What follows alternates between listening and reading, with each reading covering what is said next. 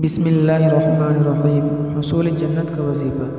حضرت شداد بن اوس رضی اللہ تعالی عنہ نے کہا کہ رسول اللہ صلی اللہ علیہ وسلم نے فرمایا کہ جو شخص یہ کلمات صبح کو صدقے دل سے پڑھے گا پھر اسی دن شام سے وہ شخص جنتی ہوگا، اور جو رات کو پڑھے گا اور صبح سے پہلے مر جائے تو وہ جنتی ہوگا۔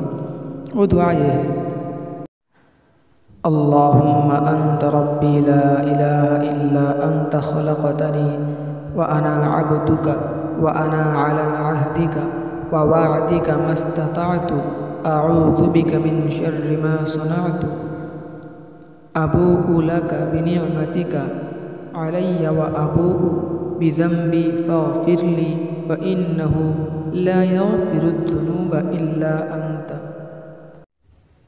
اے اللہ، آپ میرے رب ہیں، آپ کے سوا کوئی معبود نہیں۔ آپ نے مجھے بنایا اور میں آپ کا بندہ ہوں، اور میں آپ سے کیے ہوئے عہد اور وعدے پر قائم ہوں۔ اپنی طاقت کے مطابق آپ کی پناہ چاہتا ہوں برے کاموں کے وبال سے جو میں نے کیے ہیں۔ مجھے اقرار ہے اس احسان کا جو مجھ پر آپ کا ہے، اور مجھے اعتراف ہے اپنے گناہوں کا، بس آپ مجھے بخش دیجئے میرے گناہ، کیونکہ کوئی نہیں بخشنے والا ہے آپ کے سوا۔